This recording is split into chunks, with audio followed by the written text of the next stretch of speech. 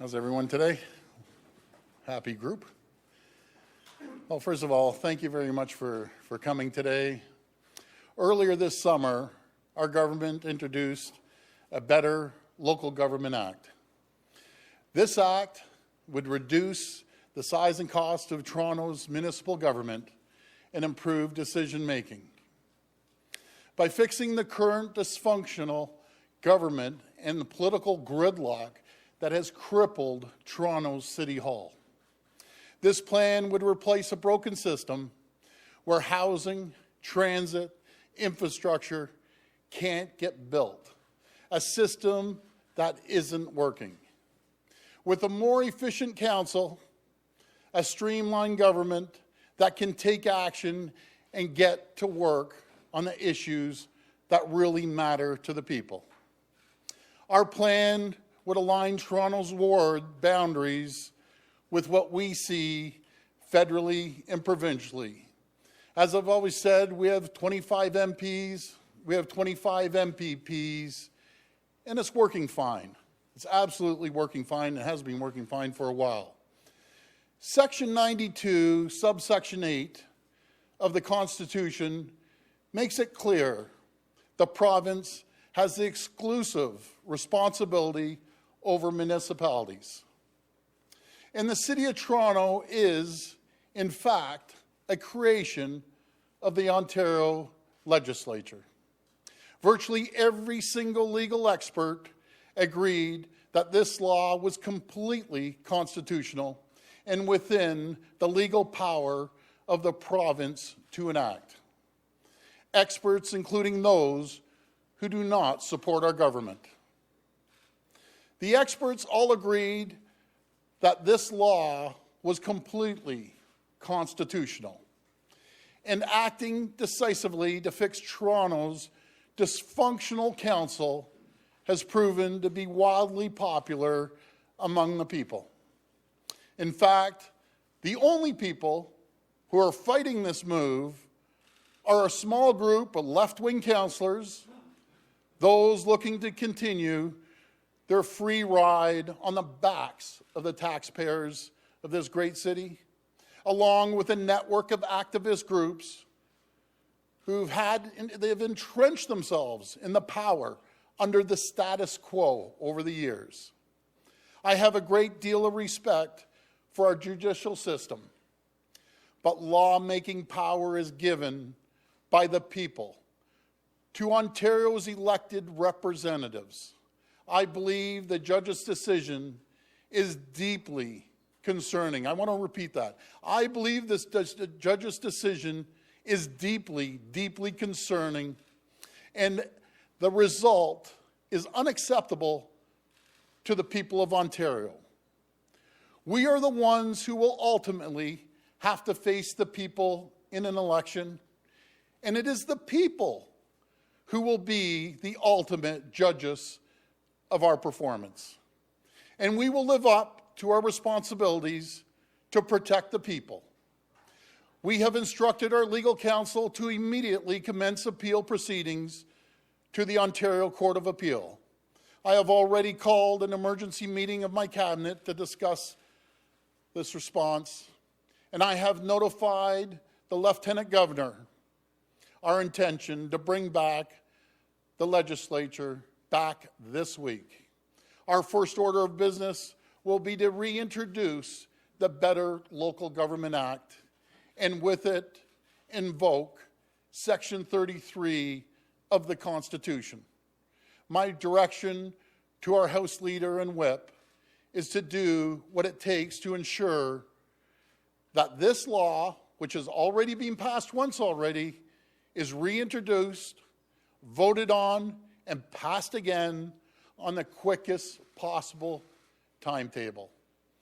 I also want to make it clear that we're prepared to use Section 33 again in the future. We're taking a stand. If you want to make new laws in Ontario or in Canada, you first must seek a mandate from the people, and you have to be elected. Because it is the people who will decide what is in their best interest for this great province. Thank you, and I'll take questions. Take questions at the mic. Premier, the notwithstanding clause has never been used in Ontario before. Don't you think that's a drastic, dramatic measure that is out of proportion with this situation? Well, not at all, or I wouldn't be doing it. I think it's very, very clear. When constitutional experts, some of the best in the country, are saying this was a no-brainer, we're going to be focused on what we're elected to do, and that's reducing the size and cost of government. That's making sure that we fix the crippling infrastructure, the transit that no one's been able to build, and I've said this before, David Miller couldn't build it, Rob Ford could save $1.16 billion, but he couldn't get transit done. John Tory talks a big game, but he hasn't even been able to find the shovel to get transit going.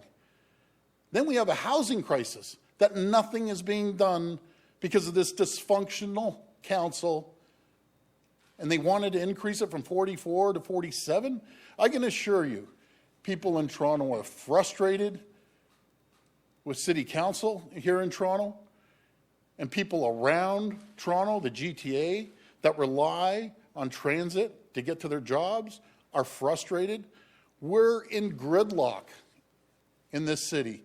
And even furthermore, outside of this city, in the 905, there's absolute gridlock because nothing is getting done.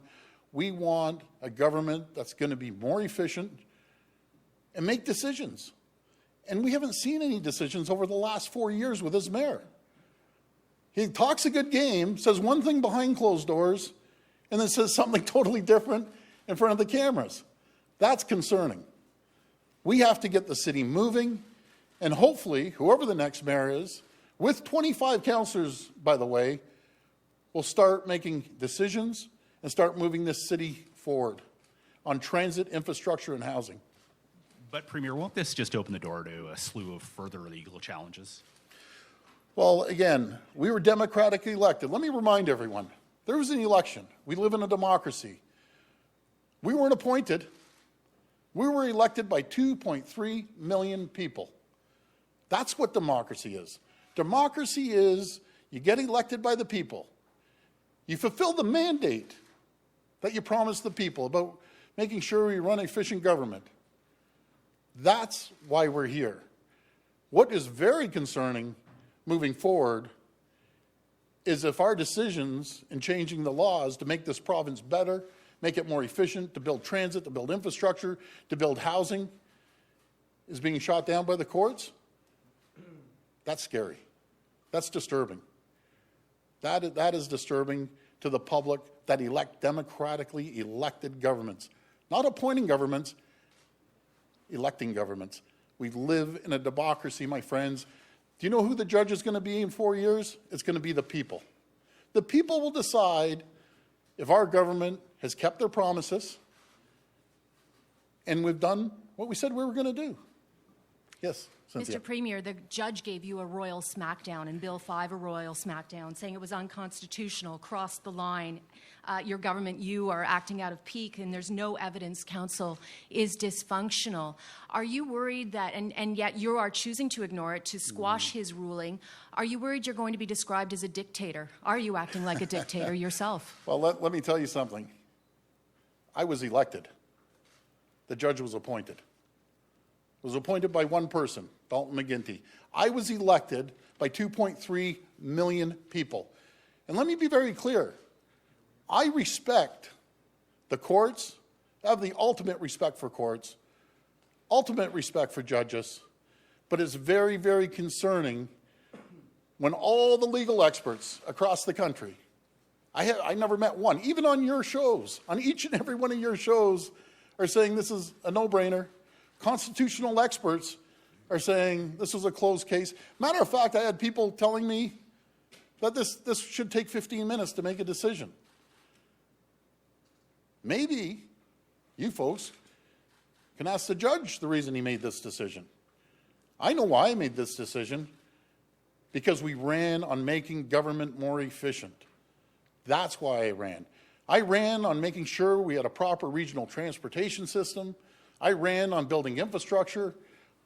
I ran on making sure the housing crisis gets moved forward. That's what I ran on. And I was democratically elected to this position. The people will decide if they want the PC government in 4 years.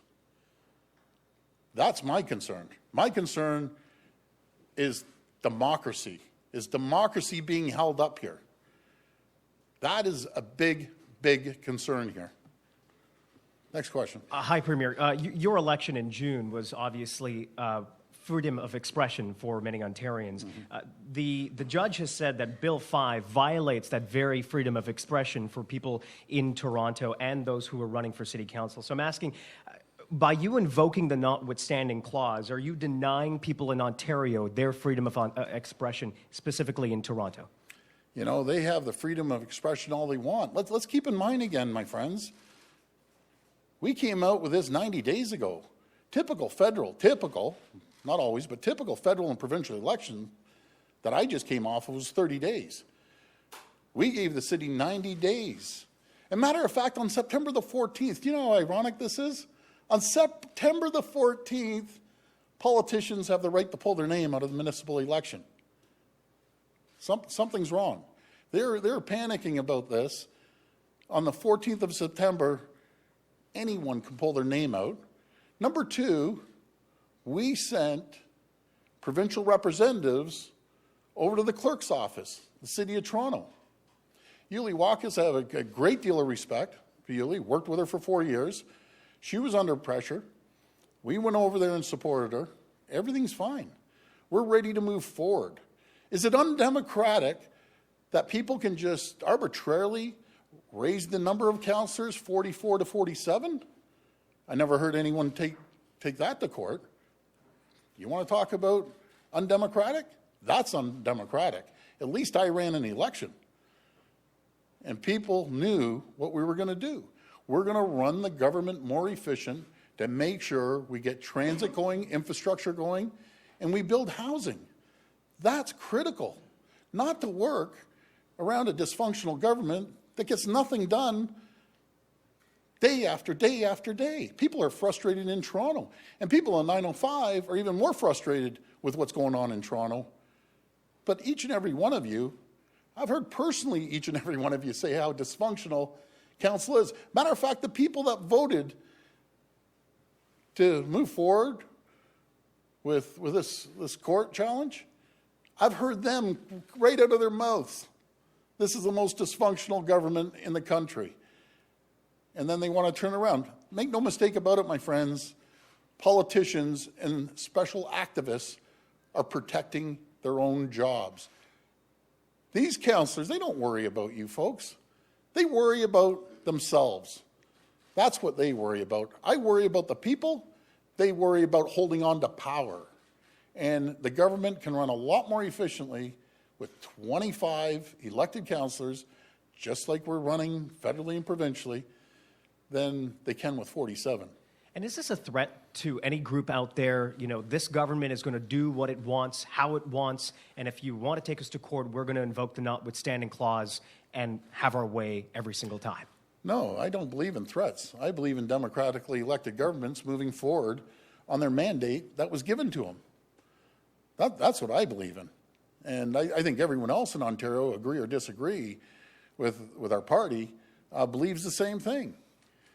And I'm just trying to think of all the times that the people brought the last Liberal government, wasting billions and billions and billions of dollars of taxpayers' money. Were they held accountable? You know how they were held accountable? They were held accountable on Election Day. That's how they were held accountable. They sure the heck weren't held accountable by judges and courts and the court system. They were held accountable by the people the way it should be. That's the way democracy works. Premier Ford, Travis Stanraj, Global News. You did not campaign on this specific issue, slashing council, and everyone knows that you have had, a little bit of a tumultuous relationship with some of the folks on City Council. How are you to convince the people of Ontario that this is not you playing out a personal grudge? Because you're consulting on a number of issues, not this one. Well, Colin, let me be very clear. We ran on running and streamlining government right across the board. And Toronto's no different. And as for your comment about grudge, I have no grudge at all. Matter of fact, 18 councillors wanted to reduce the size and cost of government. But they were shot down by 4 additional councillors. So over 4 additional councillors, I don't think that was a clear decision. Now, if 90% of the councillors came out and voted, well, again, that's their opinion. But let me remind everyone, municipalities are a creature of the province. They rely on the province to build transit, to build infrastructure, to make sure we had housing. We want to make sure we partner with a government that we can work with, not a dysfunctional government that we've seen over the years. But isn't it hypocritical to say that you're going to consult on certain issues that are important to Ontarians and not others like this that are very important? I've never said I'm going to consult on some and not others. That's your words, not mine. To use the notwithstanding clause is quite extraordinary. Why does cutting the number of council wards in Toronto rise to the threshold where the notwithstanding clause needs to be used? What's extraordinary is a democratically elected government trying to be shut down by the courts. That is what concerns me more than anything. We live in a democracy. We live in a democracy. That should be concerning to every single person in Ontario.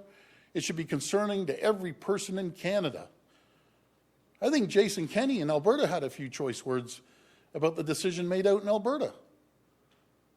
But right now, our action's going to be very clear. We're moving forward. We're going to have 25 councillors running in the next municipal election. And I encourage the clerk's office to continue on with making sure she is ready for 25 councillors to run in the next election. There's nothing undemocratic about that. People are going to be able to vote. It's our responsibility, as it was a previous government when we merged the cities together. There was no court challenge there.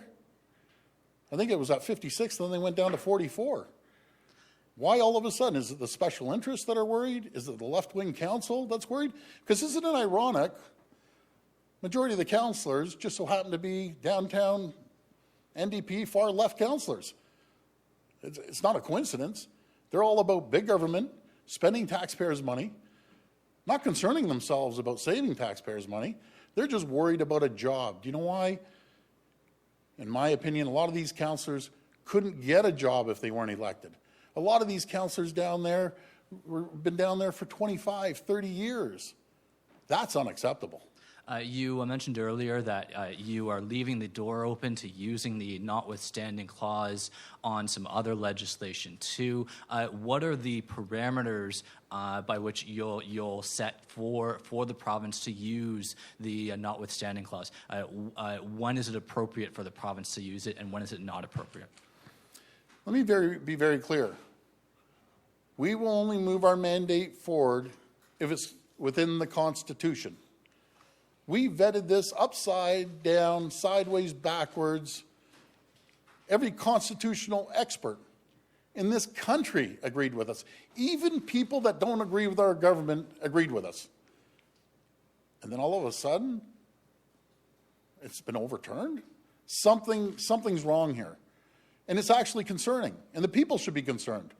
When every constitutional expert, every lawyer that might have even disagreed with us, I have yet, in every single one of your newscasts, heard one lawyer come up and say, this might go the other way.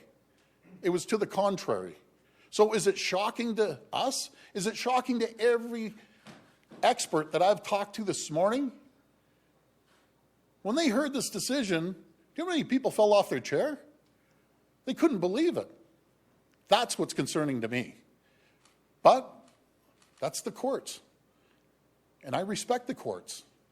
And the courts use every tool in their toolbox to make this happen. Well, guess what? I'm going to use every tool at our disposal to make sure we hold up the Constitution and the democratic right of the people of Ontario. And I will not waver from representing the people. We ran our whole campaign on For the People. And the people elected a government, and that government is going to serve the people. So, Premier, you're going to recall the legislature, I guess, I gather Wednesday, is that correct? Yes, Wednesday. So on Wednesday, you'll have introduced debate on the notwithstanding clause, invoking the notwithstanding clause. Will this be a whipped vote? Will you be forcing, you have a majority, the Tories have a majority, but will you be forcing your MPPs to vote for this initiative, or is it a free vote? It's a free vote. I don't believe, my friends, in whipping the vote. Our team is together on this. Our cabinet is 1,000% behind this decision. And we don't just go out there and put laws out there willy-nilly. We consult. We consult with our cabinet. We go back to the election of the promises that we made and what we were democratically elected on. And we're going to fulfill those promises to the people of Ontario because they're the judge and jury. No one else. No one else is the judge and jury with the people of Ontario except the people of Ontario. And when we cross that line, that's very concerning to me as the Premier. And Premier, will you invoke the notwithstanding clause if you lose in court against the teachers and the folks who are challenging the sex education decision? Will you invoke that as well in that case? Well, I'm focused on this issue right now. Let's get through this issue, and then we'll deal with further issues coming our way. But you did say that you would not be shy about using this very unusual measure again. So presumably that's correct. I won't be shy, but not anything specific right now. All right, last question. Premier, in the court's ruling that came out this morning, he found that you have violated not one but two charter rights. Now, you're saying that democracy, that the ballot box gives you the right to do what you're doing today. Does democracy trump the Charter of Rights and Freedoms? What democracy is when you have an election. That's what democracy is. We didn't trample on anyone's rights. And I'm kind of handcuffed to say anything else based on that. But I think people at home know exactly what I may be thinking and what our government is thinking. Democracy is when you can't say a word on any decision. That's not democracy. That's scary. That I'm sitting here handcuffed with a piece of tape over my mouth, watching what I say, that is actually scary. Democracy is going every 4 years to elect a government, no matter if it's federally or provincially or municipally, without worrying about your mandate being overturned. What is there, 10 lawsuits now? It's unheard of. And look where the 10 lawsuits are coming from. Special interest groups. Not the hard-working average person out there working on construction or working in a factory, trying to put money on the table to pay the bills, that have no voice. That's why we got elected, because we're voicing the opinion of the people. And that's why we were elected, and that's how we're going to govern. We have a mandate from the people, and we're going to move forward with the mandate and keep our promises. And the people, again, will be the judge and jury. But I can assure you one thing, we're going to fix the problem, we're going to build transit, we're going to build infrastructure, and we're going to fix the housing problem. That's what we're going to do as a government. And are you warning the judiciary today to keep its hands off of your mandate? I have the utmost respect for the courts. I've said that 4 times. I have the utmost respect for judges in this province. And I'm sure not all judges think the same, like not all politicians think the same. Not all lawyers think the same. That's what it comes down to. The judges, I'm sure there's a lot of judges that might disagree. But you have to respect the court's decision. I respect the judge. I respect the decision he made. But it doesn't mean I have to agree with it. It doesn't mean that since he's used every single tool in his toolbox and on his decision, making his comments about crickets and everything else, that's concerning. But in saying that, he's the judge. I'm the premier. He gets to use his tools. I'll use every single tool to stand up for the people of Ontario, stand up for the 2.3 million people that elected this government. That's what I'm going to stand up for. All right, thank you very much, everybody. Thank you. Thank you, guys. Thank you very much. Appreciate it.